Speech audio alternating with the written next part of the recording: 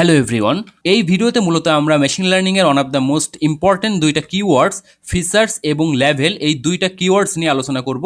এই দুইটা কিওয়ার্ডস মূলত এতটাই ইম্পর্টেন্ট যে আপনারা যখনই মেশিন লার্নিং নিয়ে আসলে কথাবার্তা শুনবেন তখন দেখবেন যে এই দুইটা ওয়ার্ড বারবার আপনারা শুনতেছেন। সো এই দুইটা কিওয়ার্ড সম্পর্কে অর্থাৎ ফিচার্স এবং লেভেল কি এবং কেন এই দুইটা জিনিস সম্পর্কে স্পষ্ট ধারণা থাকা আমাদের অবশ্যই জরুরি। সো আশা করি আজকের ভিডিও থেকে আমরা আসলে সম্পূর্ণ ক্লিয়ার হয়ে যাব একেবারে রিয়েল লাইফ এক্সাম্পল সহকারে, যাতে আপনারা আসলে খুব সহজে এই দুইটা জিনিস মনে রাখতে পারেন। আমি আসলে গত ভিডিওতে আলোচনা করছিলাম যে কিভাবে মেশিন লার্নিং আসলে কাজ করে, অর্থাৎ কিভাবে একেবারে ডাটা কালেকশন থেকে শুরু করে একটা মডেল ট্রেন কিভাবে করা হয় এবং দেন আমরা কিভাবে একটা পারফেক্ট মডেল পেতে পারি এবং আসলে মূলত মডেল কি জিনিস এভরিথিং বিষয়ে মূলত আমরা আসলে গত ভিডিওতে আলোচনা করেছি। সো আমি এখানে ডিটেলসে কোনো কিছুই বলবো না।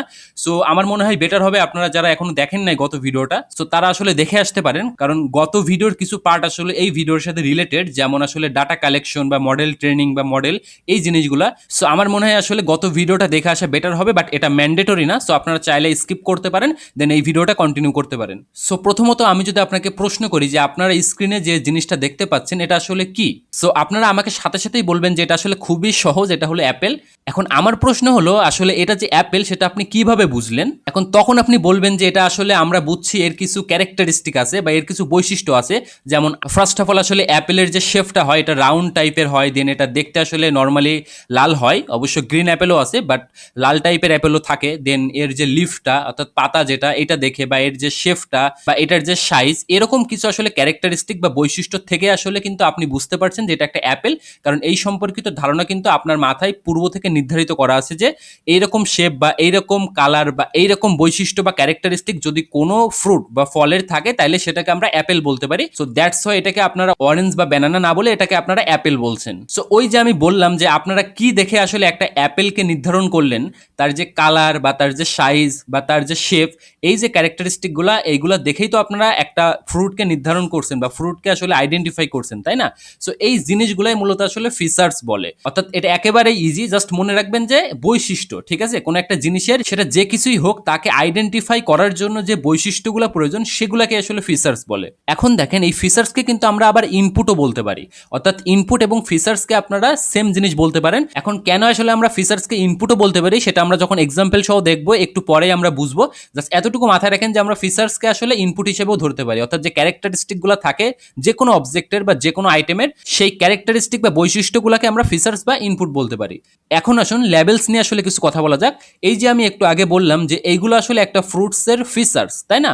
সো এই ফিচার্সগুলো দেখেই কিন্তু আপনি আসলে আইডেন্টিফাই করতে পারছেন যে কোনো একটা ফ্রুটকে আমরা আসলে কি নামে ডাকবো, সেটা কি অ্যাপেল নাকি অরেঞ্জ নাকি ব্যানানা।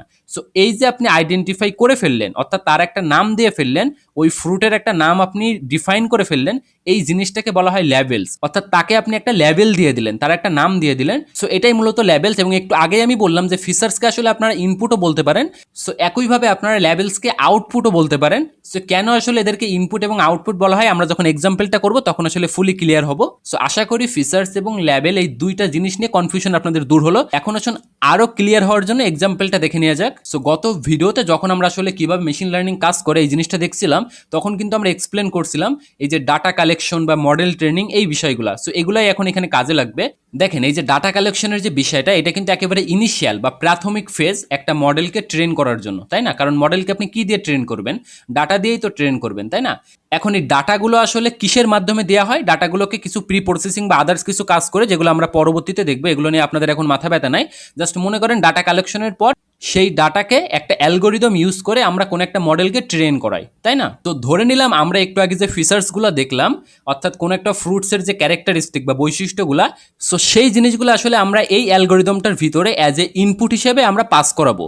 সো ওই জন্য কিন্তু আমি বলছিলাম যে ফিচার্সকে আপনারা আসলে ইনপুটও বলতে পারেন, কারণ আমরা কি ওই ফিচার্সগুলো কিন্তু অ্যালগোরিদমের ভিতরে আসলে পাস করাবো যাতে আমরা কোন একটা মডেলকে ট্রেন করাইতে পারি। এটা আসলে কেন করাইতে হয়, কিভাবে করাইতে হয় বিস্তারিত আমি পরবর্তীতে আলোচনা করবো। জাস্ট ধরে রাখেন যে আমরা কোনো একটা মডেলকে ট্রেন করানোর জন্য যে ডাটাগুলো দিতে হয় ওই ডাটাগুলো অ্যাজ এ ইনপুট হিসেবে দিতে হয় এবং সেই ডাটাগুলোই হলো আসলে আমাদের এই ফিচার্স, ঠিক আছে? এখন ধরে নেন যে আমরা একটা মডেল ক্রিয়েট করব, যে মডেলটা আসলে আমাদেরকে সাহায্য করবে কোনো একটা ফ্রুটের নেম আইডেন্টিফাই করার জন্য বা কোনো একটা ফলের নাম আইডেন্টিফাই করার জন্য।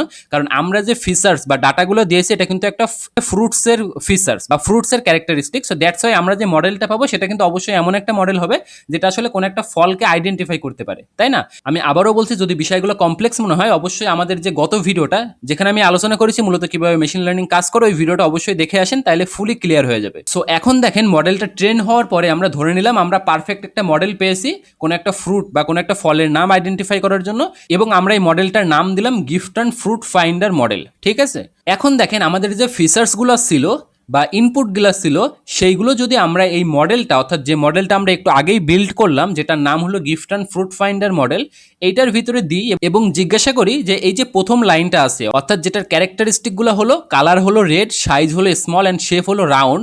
সো এই তিনটা ক্যারেক্টারিস্টিক দিয়া এই মডেলটাকে, যে মডেলটা আমাদের অলরেডি ট্রেন্ড করা, সেই মডেলের ভিতরে দিয়ে আমি যদি জিজ্ঞাসা করি যে এই ফলটার নাম কি, এবং মডেল যে বললো যে এই ফলটার নাম হলো অ্যাপেল, সো এই যে আমরা ইনপুটগুলো দিলাম এগুলো হলো ফিচার্স, আর এই যে মডেলটা আমাদেরকে একটা নাম বলে দিল অ্যাজ এ আউটপুট হিসেবে, এইটাই হলো লেভেলস।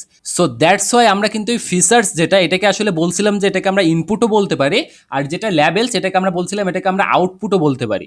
সো আশা করি সম্পূর্ণ বিষয়গুলো আসলে ক্লিয়ার হয়েছে এবং আসলে আপনারা বুঝতে পারছেন ফিচার্স এবং লেভেল এই দুইটা কি জিনিস, কারণ এই দুইটা জিনিস কিন্তু ফ্রিকোয়েন্টলি ইউজ হবে আমাদের টোটাল কোর্সটাতে। সো দ্যাটস ওয়াই আমি আগে এই জিনিসটা ক্লিয়ার করে নিলাম। সো আশা করি সবাই ভালো থাকবেন, ধন্যবাদ।